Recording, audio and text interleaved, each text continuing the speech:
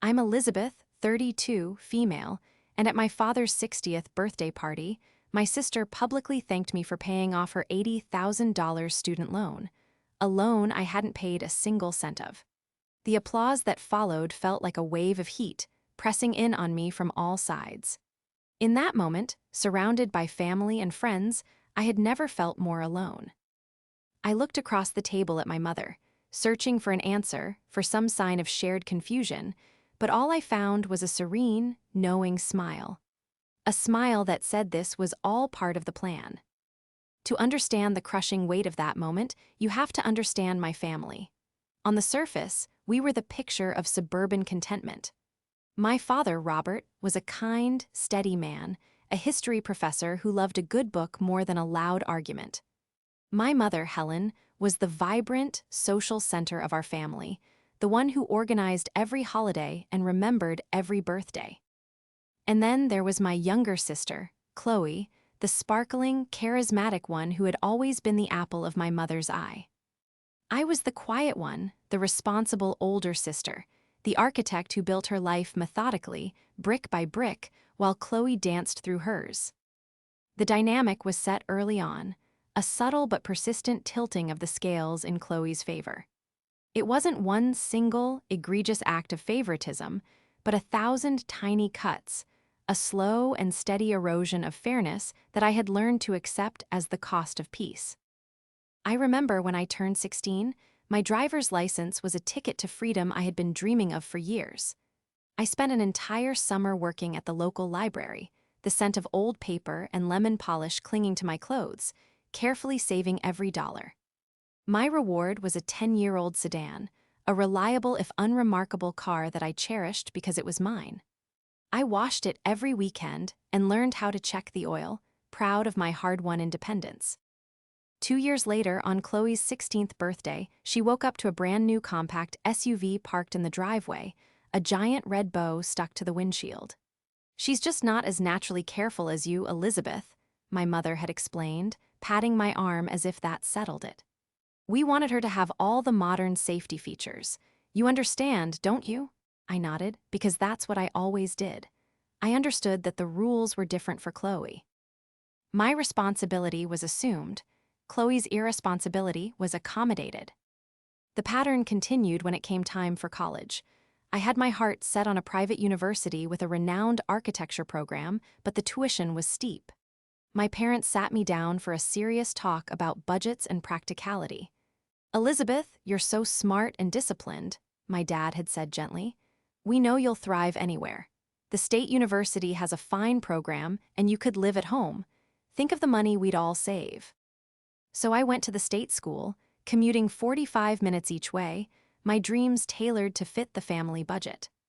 I worked part-time through all 4 years, graduating with honors and a manageable amount of debt that I was determined to pay off myself. When Chloe announced she wanted to attend a liberal arts college 3 states away, a school famous for its beautiful campus and exorbitant price tag, the conversation was entirely different. My mother championed the idea. "This is her dream school," Helen had declared. "We have to support her dreams. She needs the experience of living away from home, of finding herself." The budget that had been so rigid for me suddenly became flexible. They took out loans in their name to supplement hers, assuring her they would help however they could when the time came to repay them. The implication was clear. My future was an expense to be managed, while Chloe's was an investment to be nurtured at any cost. Even in our adult lives, the disparity was a constant, humming beneath the surface of our interactions. When I bought my small condo, I did it after years of meticulous saving. I'd presented my parents with my financial plans, proud of my diligence. They depraised my fiscal responsibility. A year later, when Chloe wanted to move into a trendy downtown apartment with a rent that far exceeded her salary as a marketing coordinator for a nonprofit, my parents loaned her the money for the security deposit and first 3 months' rent. When I gently asked my mother if Chloe was paying them back, Helen had waved a dismissive hand. "Oh, honey, don't worry about it. She has enough stress. We'll sort it out later." I knew later meant never. I had long ago made a fragile peace with this reality. I loved my sister and I loved my parents. I told myself it wasn't personal. Perhaps my mother saw a fragility in Chloe that needed protecting and a strength in me that could withstand anything. I built my own life, found pride in my own accomplishments, and kept a polite, emotional distance. I thought I had built walls strong enough to protect myself from the slights. I had mistaken their consistent favoritism for simple, harmless bias. I never imagined it could be a precursor to an act of such profound and public betrayal. The restaurant was my father's favorite. An old Italian place with dark wood paneling, checkered tablecloths, and the lingering, delicious scent of garlic and oregano. It was a place for celebrations, for milestones. And turning 60 was a big one. The private room was filled with the warm chatter of about 30 people, aunts, uncles, cousins, and my parents' closest friends. My father, Robert, sat at the head of the table, his face flushed with happiness, a paper crown from a party cracker perched crookedly on his head. He looked younger than his years, his eyes crinkling with laughter as he listened to a story from my uncle. I sat between my mother and my own long-term boyfriend, Mark, feeling a quiet sense of contentment. The low thrum of happy conversation, the clinking of wine glasses, the shared joy, for a moment, it felt real. It felt like we were the perfect, happy family we appeared to be. I had designed a beautiful new deck for my parents' house as my gift, and my father had been genuinely thrilled. Everything was as it should be. The main courses had been cleared, and a decadent tiramisu cake with 60 flickering candles was placed in front of my dad. We all sang, our voices mingling in a familiar, slightly off-key chorus. After he made a wish and blew out the candles to a round of applause, the conversations resumed. That's when Chloe stood up. She tapped her fork gently against her water glass, a small, clear sound that cut through the noise. The room fell silent. Everyone turned to look at her. Chloe had a way of commanding attention effortlessly. With her bright eyes and easy smile, she was a natural performer. "Hi, everyone," she began, her voice filled with a practiced, earnest warmth. "I just want to say a few words. First, happy birthday to the best dad in the world. We love you so much." She beamed at our father, who beamed right back. "But tonight, I have another special announcement to make. Something truly amazing has happened, and I want to share it with all of you, the people we love most." A ripple of intrigued murmuring went through the room. I felt Mark's hand find mine under the table, giving it a gentle squeeze. I smiled, assuming she was going to announce a promotion at work or perhaps that she and her boyfriend were getting serious. Chloe took a deep breath, placing a hand over her heart. She turned her gaze from our father and locked eyes with me across the table. Her expression was one of profound, teary-eyed gratitude. "As many of you know," she said, her voice catching slightly, "I've been working hard to build my life, but I've had this enormous weight on my shoulders for years, my student loans. It felt like a mountain I would never be able to climb." She paused, letting the drama build. "Well, recently, that mountain disappeared. And it's because of my incredible, generous, and loving older sister, Elizabeth." The blood drained from my face. I felt a sudden, roaring silence in my ears, as if the sound of the entire world had been vacuumed out, leaving only the frantic thumping of my own heart. It couldn't be. I must have misheard her. Chloe continued, her voice swelling with emotion. "Elizabeth, without any fanfare or need for recognition, did the most selfless thing anyone has ever done for me. She paid off my entire student loan debt, all of it." She looked directly at me, her eyes shining. "Let's all thank my sister for paying off my student loans," she declared, raising her glass. "To Elizabeth." For a split second, there was stunned silence, and then the room erupted. It wasn't just applause, it was a standing ovation. Uncles were whistling, aunts were dabbing at their eyes, and my father's friends were turning to me with looks of sheer awe. My dad's face was a portrait of paternal pride, his eyes glistening as he looked at me. "That's my girl," I heard him murmur to the person beside him. "Always taking care of her family." I was frozen in my chair, a statue in a sea of celebration. The sound of their clapping was a physical force, pushing me down. I felt dozens of eyes on me, all filled with admiration for a person I wasn't, for an act I hadn't done. I tried to form a word to say, "No, wait, there's been a mistake," but my throat was closed, my tongue thick and useless. Mark squeezed my hand, whispering, "Wow, Lizzie, that's incredible, you never told me." He looked at me with a new kind of respect, and it felt like a hot poker to my soul. I finally managed to tear my eyes away from the cheering crowd and looked at my family. Chloe was basking in the glow, accepting hugs and pats on the back as if she were the hero of the story. My father was radiating a pride that was almost painful to witness. And my mother, Helen, was watching me. Her smile was calm, placid, but her eyes held a message. They were not questioning or celebrating. They were directing. "Go along with it," her look said. "Just smile and accept the thanks." It was in that moment that the confusion curdled into a cold, terrifying certainty. This wasn't a mistake. This wasn't a misunderstanding. This was a performance. A carefully staged play, and I had been cast in a starring role without ever seeing a script. The betrayal was so audacious, so public, that it left me breathless. They had used my father's birthday, a moment of pure family joy, to trap me in a lie. And as everyone in that room applauded my supposed generosity, I felt the foundations of my life, the very definition of my family, crack and crumble beneath me. The applause eventually subsided, replaced by a fresh buzz of conversation, all of it centered on me. People started coming over to our table. My uncle clapped me on the shoulder, his voice booming. "Elizabeth, what a thing to do, your parents must be so proud." A cousin I hadn't seen in years leaned in for a hug, whispering, "You're a saint." Each word of praise was another layer of suffocating falsehood. I managed a weak, tight-lipped smile, my face feeling like a porcelain mask that might shatter at any moment. I needed to get to my mother. Mark was still looking at me, his brow furrowed with a mixture of awe and confusion.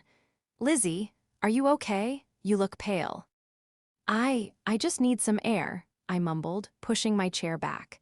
My legs felt unsteady, as if they belonged to someone else. I made my way around the table, navigating the clusters of relatives, my eyes fixed on my mother. She was talking to my aunt, laughing at something she'd said, the picture of a carefree hostess. I touched her arm. "Mom, I need to speak with you now." My voice was low and strained, but it held a steeliness that made her smile falter. She excused herself from the conversation and allowed me to lead her to a small, empty corridor near the restrooms. The cheerful noise of the party faded behind us. "What was that?" I demanded, the words rushing out in a harsh whisper. "What was Chloe talking about? You have to go out there and fix this. You have to tell them it's not true." My mother sighed, a theatrical, put-upon sound. She smoothed the front of her silk blouse and avoided my eyes, looking at a point on the wall just over my shoulder. "Elizabeth, don't make a scene. It's your father's birthday." "A scene? I'm making a scene?" My voice rose, and I fought to keep it from shaking. "Mom, Chloe just stood up in front of 30 people and told them I paid off an $80,000 loan. Where did that money come from? It wasn't from me." Helen finally met my gaze. Her eyes were not apologetic or flustered. They were cool, appraising, and filled with a resolve that chilled me to the bone. "Chloe needed help, Elizabeth. She was drowning in that debt, unable to move forward with her life. So what does that have to do with me? Or with this lie?" And then she delivered the line, the one that would echo in my mind for years to come. She gave a small, placid smile, as if explaining a very simple concept to a child. "It's what family does, honey. We take care of each other." I stared at her, uncomprehending. What family does? Family lies. Family steals my identity and volunteers me for a debt I never agreed to. "Oh, don't be so dramatic," she scoffed, waving her hand dismissively. "It's not like it's a hardship for you. You're a successful architect. You have a beautiful condo, a stable career. Chloe has nothing. It was a gesture, a way to give her a fresh start. We knew you'd want to help, so we just helped you do it." The audacity of it was breathtaking. "You helped me do it? You didn't even ask me. You fabricated this entire story without my knowledge or consent. Where did the money actually come from, Mom? She pursed her lips, her expression turning stubborn. The details aren't important. What's important is that Chloe is free from that burden. Everyone in that room thinks you're a wonderful, generous person. You should be thanking me. Thanking you? I felt a hysterical laugh bubble up in my throat. Thanking you for what? For turning me into a prop in your play. For making a decision about my life and my finances behind my back. I thought of my father, his face shining with pride. The thought of telling him the truth right here, of shattering his perfect evening, was agonizing. My mother had known that. She had used his love and pride as a shield for her deception. It was a masterful, cruel piece of strategy. "Your father is so happy tonight," she said softly, her voice taking on a warning tone. "Don't you dare ruin this for him. Just go back to the table, smile, and accept the compliments. It's done. It's for the best." I looked at the woman in front of me, the woman who had tucked me in at night and bandaged my scraped knees, and I felt like I was seeing a stranger. The fam. Ilier lines of her face seemed alien, her expression one of cold, unassailable conviction. She genuinely believed she had done nothing wrong. In her mind, I was just a resource, an extension of the family's collective will, and my individual feelings, my autonomy, were irrelevant. My anger began to cool, replaced by a terrifying clarity. This wasn't a simple case of favoring one child over another. This was a profound violation. I couldn't go back to that table.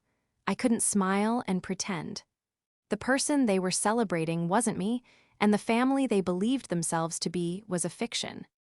"I can't," I said, my voice barely a whisper. I turned and walked away from her, leaving her standing alone in the corridor. I had to get out. I had to think. The gears in my mind were grinding, trying to solve an impossible equation. Where could she have possibly gotten $80,000? I walked back into the dining room, but I felt completely disconnected from the scene. It was like watching a movie of someone else's life. My father was laughing, Chloe was showing someone photos on her phone, and Mark was looking towards the corridor, waiting for me. Our eyes met, and I saw the concern on his face. I couldn't stay. I couldn't sit there and pretend to be the person they all thought I was. The air was thick with lies, and I was choking on it. I gave Mark a small, almost imperceptible shake of my head and made my way to our table. "I'm not feeling well," I said quietly, my words directed at him but loud enough for those nearby to hear. "I think I need to go home."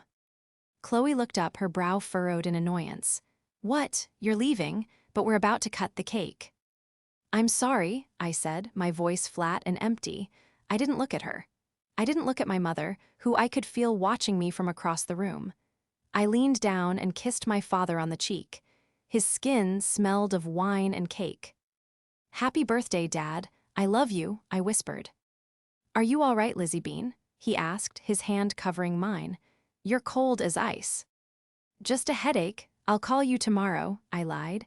It was one more small lie in a night full of colossal ones. I gave Mark's shoulder a quick squeeze.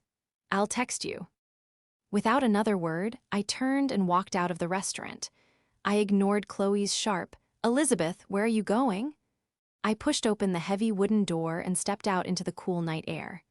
The city sounds, a distant siren, the hum of traffic, rushed in to fill the silence in my head. I stood on the sidewalk, breathing deeply, my purse clutched in my hand. My mind was racing. Where could my mother have gotten that much money? They weren't poor, but they lived a comfortable, middle-class life. My father was a professor, my mother worked part-time at a boutique. They had a mortgage, car payments, the usual expenses. An $80,000 lump sum was not something they had just sitting in a bank account. It would have required liquidating their retirement savings or taking out a massive loan, actions that my fiscally cautious father would never have agreed to. I started walking, my heels clicking on the pavement. I passed brightly lit shop windows, but I saw nothing. My thoughts were a frantic storm. My mother's words echoed in my head, "We just helped you do it." It was the "we" that snagged my attention. Was my father in on it? No, I refused to believe it. His pride, his joy that had been genuine. He was as much a victim of the lie as I was. So the we was a royal we, or it meant her and Chloe. But the money was the key. Where did it come from? And then, like a lightning strike in the dark, a memory surfaced. It was from years ago, after my grandparents on my mother's side had passed away. We were at the lawyer's office, a stuffy room filled with mahogany furniture. I was a teenager, Chloe was a little girl. The lawyer, a kind, white-haired man named Mr. Abernathy, was explaining the will. He had spoken about a trust fund. Your grandparents wanted to ensure both girls had a good start in their adult lives, he had said. He explained that a significant sum of money had been placed in a trust. My mother, Helen, was named the trustee, the manager of the fund. The terms were simple and clear. Chloe and I were to receive our equal shares upon our 35th birthdays, not a day sooner, unless for a major, pre-approved medical emergency. 35, I was 32. Chloe was only 26. A cold dread, far deeper and more chilling than the one I'd felt in the restaurant, washed over me. It couldn't be.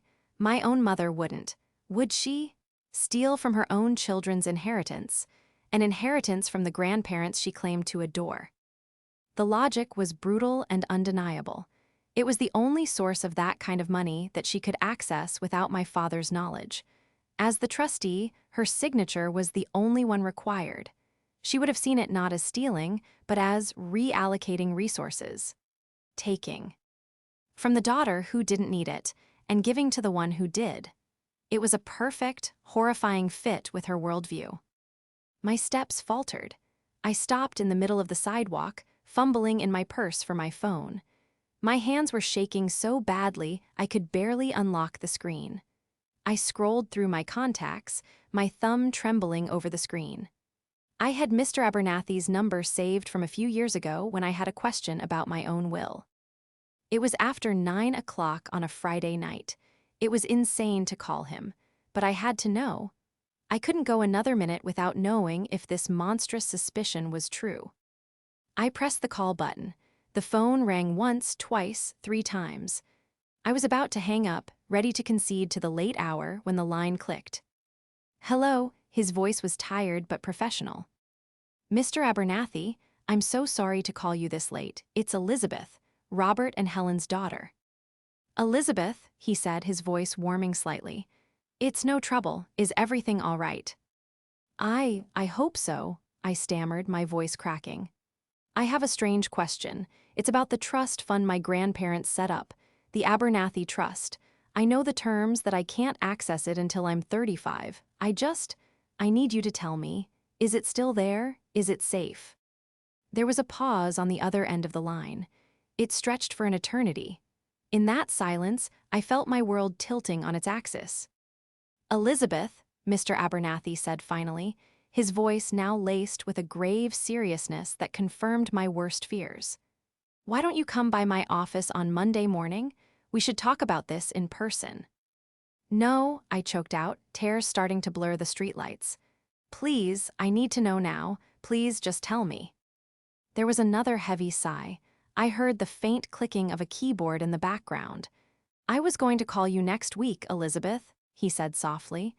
I received the paperwork from the bank yesterday. As the trustee, your mother has the authority to manage the funds. A week ago, she submitted a disbursement request. The entire fund was liquidated. The world went silent again. The phone felt impossibly heavy in my hand. The entire fund? I whispered. Yes, he confirmed, his voice gentle but firm. Both your share and your sister's. It was a highly unusual request, and frankly, a violation of the trust's explicit terms regarding your portion. I'm already in the process of drafting a letter to your mother about the serious breach of her fiduciary duties. Elizabeth, she stole your inheritance. The phone call ended, but I remained on the sidewalk, frozen, the device still pressed to my ear. Mr. Abernathy's final words, "She stole your inheritance," played on a loop in my mind. It wasn't an accusation or a suspicion anymore. It was a fact certified by a lawyer. My mother, my own mother, was a thief, and I was her victim. The lie at the dinner party was ugly, a public humiliation built on a foundation of deceit. But this was something far darker. This was a calculated crime. She had looked at my future, a future secured by the love of my grandparents, and decided it belonged to my sister. The money was one thing, a painful loss, to be sure, but it was the sheer, breathtaking betrayal that hollowed me out. Every memory of my mother's love now felt suspect, every word of praise a potential manipulation. I finally managed to lower my arm and hailed a cab. I gave the driver my address in a monotone voice and stared blankly out the window as the city lights streaked by. I didn't go back to the party. I didn't text Mark. I didn't answer the string of incoming calls from my mother and a single, questioning, from Chloe. I let my phone buzz itself into silence on the seat next to me. My condo, usually my sanctuary of order and peace, felt cold and alien. I walked through the rooms I had so carefully designed and furnished, feeling like a ghost. This was the life I had built, the success my mother had used as justification for her theft. "It's not like it's a hardship for you," she'd said. She saw my stability not as something I had earned, but as a surplus she could redistribute as she saw fit. That night I didn't sleep. I sat on my sofa in the dark, the city glowing outside my window, and I let the past wash over me. I saw all the little moments of favoritism, the car, the college tuition, the loan for Chloe's apartment, not as isolated incidents, but as a pattern of deliberate devaluation. It was never about protecting Chloe's fragility, it was about disregarding my strength. My competence had made me a target. My independence had, in my mother's eyes, disqualified me from the same consideration and protection she showered on my sister. The full weight of it settled on me. This wasn't something that could be fixed with an apology. It wasn't a misunderstanding that could be talked through. It was a fundamental breaking of trust, the kind that can't be repaired. My relationship with my mother was over. I grieved it that night, sitting in the dark, as if she had passed away. In a way, she had. The mother I thought I knew was gone, replaced by the stranger in the restaurant corridor, the woman who had stolen my future with a smile on her face.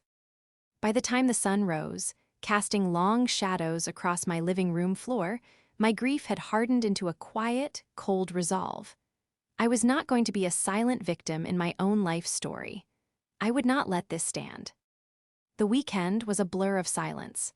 I ignored the 47 missed calls and the barrage of text messages that ranged from Chloe's indignant, "Are you seriously not talking to me because you had to leave a party? So dramatic," to my mother's manipulative, "Elizabeth, your father is worried sick. Please call me. We need to talk."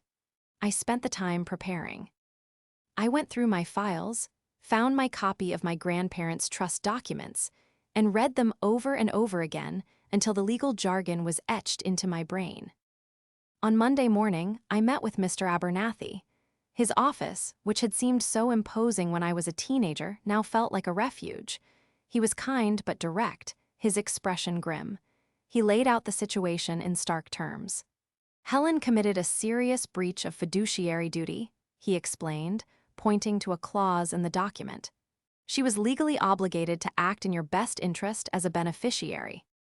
Liquidating your share of the trust 3 years early and giving the funds to a third party, even your sister, is a clear and prosecutable violation.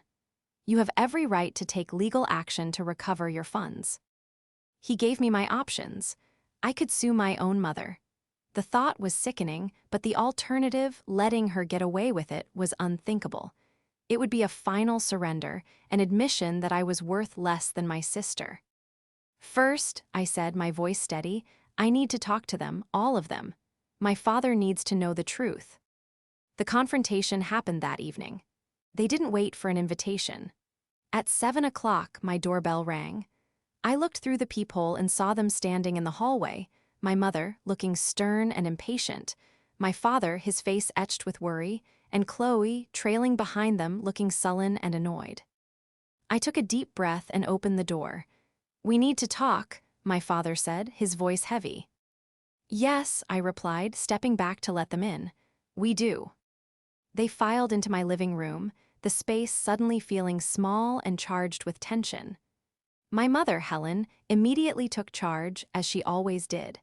She stood in the center of the room, her arms crossed, her expression one of righteous indignation. Elizabeth, this has gone on long enough, she began, foregoing any greeting. Ignoring our calls, worrying your father half to death. Whatever bug you have about Friday night, it's time to get over it. You embarrassed the entire family by storming out like that. Chloe, ever her mother's echo, chimed in from beside the sofa. Seriously, Liz, everyone was talking about how amazing you were, and you just disappeared. It was weird. You made me look bad. I looked past both of them to my father. He stood near the doorway, looking lost and weary. He was the only one who seemed to see my pain, even if he didn't understand its source. "Lizzie, please," he said softly. "Just tell us what's wrong." I took a breath, clutching the folder I'd placed on the coffee table. Inside were the copies of the trust documents Mr. Abernathy had given me. "What's wrong?" I said, my voice quiet but clear. "Is that on Friday night, Chloe and Mom stood up in front of our entire family and told a lie?" Helen scoffed. "Oh, for heaven's sake, it was a gesture of family unity, a celebration of what we do for each other." "Was it what family does when you went to the bank last week, Mom?" I asked, my eyes locked on hers. I saw a flicker of something in her gaze, not guilt, but alarm. I had found her out. "Was it family unity when you liquidated the Abernathy Trust?" The room went completely silent. Chloe's petulant expression dissolved into one of pure confusion. "The what? What are you talking about?" My father's head snapped up. He looked from me to my mother, a deep frown creasing his brow. "Helen, what is she talking about? That trust is locked until the girls are 35. I opened the folder and slid a document across the coffee table toward him. It was the bank statement showing the withdrawal of the entire trust balance, a sum just over $160,000. $80,000 to pay off Chloe's loans, I said, my voice devoid of emotion. "And my $80,000, where is my share, Mom?" My father stared at the paper, his face turning a sickly shade of pale. He looked at his wife, his eyes wide with disbelief and dawning horror. "Helen, no." My mother's composure finally cracked. "Robert, don't listen to her. She's twisting things," she said, her voice high and defensive. "I did what I had to do. Chloe was suffering. NG, that debt was crushing her. Elizabeth has plenty. She's successful. She didn't need that money just sitting there for 3 more years. I was just borrowing it for Chloe. It's for family." The confession, desperate and self-serving, hung in the air. For the first time, Chloe seemed to grasp the enormity of what had happened. She looked from the bank statement to her mother, her face ashen. "Mom, the money. It came from the trust, from our trust, from Liz's share." The truth was finally out, raw and ugly, in the sterile light of my living room. My father sank onto the arm of the sofa as if his legs could no longer support him. He was a man whose entire life was built on principles of honesty and integrity, and he had just learned his wife was a thief. "You stole from our daughter?" he whispered, his voice hoarse with shock. "You stole from Elizabeth to pay Chloe's debt, and then you lied to all of us about it." "It wasn't stealing," Helen shrieked, her control completely gone. "It was a reallocation. I am the trustee. It was my decision to make. I did it for our family." "You did it for Chloe," I corrected her, my voice shaking with a cold fury I had never felt before. "You have always done everything for Chloe. But this time, you didn't just give her the bigger slice of cake. You stole my slice, told me I should be happy with the crumbs, and then expected me to thank you for it. It was never about family. It was about you and your blatant, endless favoritism." The argument raged on. Helen screamed justifications, Chloe sobbed that she didn't know, and my father sat in stunned, heartbroken silence. But for me, the storm had passed. I had the truth. I looked at the 3 people who constituted my entire immediate family and felt a profound and painful detachment. The bonds had been irrevocably broken. Finally, I held up a hand. "Enough," I said. The room fell silent. "This is what is going to happen. Mr. Abernathy has already informed me that you committed a prosecutable offense, Mom. It's called breach of fiduciary duty." I saw fear flash in her eyes for the first time. but I am not going to send my own mother to court if I can help it. I took another document from the folder. It was a repayment agreement Mr. Abernathy had drafted. "You have 90 days, I stated, placing it on the table. "You will repay my $80,000 with interest calculated from the date of withdrawal. You can get a second mortgage. You can liquidate your savings. Chloe can get a second job. I don't care how you do it. But if that money is not in my account in 90 days, I will file a lawsuit. This is not a negotiation." Chloe stared at me, tears streaming down her face. "Liz, please, I can't." "You should have thought of that before you stood up and took a bow for my generosity," I said, my heart feeling like a block of ice. I looked at my mother, whose face was a mask of fury and defeat, and I looked at my father, who simply nodded, his eyes full of a shame so deep it was painful to see. "Now," I said, walking to the door and opening it, "I think you should all leave." They left without another word. The silence that descended upon my apartment was absolute, a stark contrast to the emotional tempest that had just raged within its walls. I did not feel triumphant. I did not feel relieved. I just felt empty, as if a core part of my identity had been surgically, albeit crudely, removed. The family I had spent my entire life trying to please, to fit into, to earn the love of was gone. That night, I had finalized the amputation. The next 90 days were the longest of my life. The family dynamics shattered completely. My mother and I did not speak. Our communication was reduced to terse emails between her and Mr. Abernathy. She tried to contest the interest, to argue for a longer payment plan, but the threat of legal action was a powerful motivator. She saw me not as a daughter to be reconciled with, but as an adversary who had beaten her. My relationship with Chloe dissolved into a bitter, resentful silence. She saw my ultimatum not as a consequence of her actions, but as a cruel punishment. In her mind, I had snatched her dream away, plunging her back into the debt she thought she had escaped. The fact that her escape had been funded by theft from me was a detail she conveniently chose to ignore. The victim narrative was too comfortable for her to abandon. The most painful fallout was with my father. He was caught in an impossible position, torn between his love for his wife and children and his own shattered principles. He called me once, a week after the confrontation. His voice was broken. "I am so sorry, Elizabeth," he'd said. "I had no idea. I am so deeply ashamed of what she did, and ashamed that I didn't see what was happening for all these years." We cried together over the phone, two people mourning the loss of the same family. He and my mother stayed together, bound by decades of shared life. But something between them was fractured forever. He told me they had taken out a second mortgage on their home. The financial strain was immense, a constant, tangible reminder of the betrayal. On the 89th day, the full amount, including interest, was wired to my account. There was no note of apology, no final word, just a cold digital transaction closing the ugliest chapter of my life. The money was back, but nothing was the same. It has been 6 months since that night. I see my father for coffee every few weeks. Our conversations are quiet, careful. We talk about his classes, my projects at work, the weather. We don't talk about Mom or Chloe.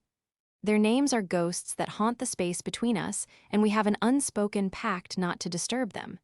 He looks older, the light in his eyes dimmed by a permanent sadness. I know he loves me, but his loyalty to my mother creates a chasm between us that I'm not sure we'll ever fully bridge. I have not seen or spoken to my mother or sister since the day they walked out of my apartment. I have blocked their numbers, and I have no presence on social media for them to track. Sometimes, a wave of grief washes over me for the sister I once had, the girl I grew up with. But then I remember her face, beaming with false gratitude at the birthday party, and the grief recedes, leaving only the cold, hard scar of reality. It was never about the $80,000. It was about the lie. It was about the crushing realization that to my mother and sister, my value was purely functional. I was the responsible one, the stable one, and therefore, my resources, my future, and my feelings were theirs to appropriate. The one call I made that night was not about revenge. It was about survival. It was the moment I stopped accepting the role they had written for me and started writing my own story. I am learning to live with the empty spaces they left behind. I focus on my work, on my friendships, on my relationship with Mark, who has been an unwavering pillar of support. He was horrified by the truth, and his steadfast loyalty has been a balm to my wounded soul. My life is quieter now, smaller in some ways, but it is honest. It is my own.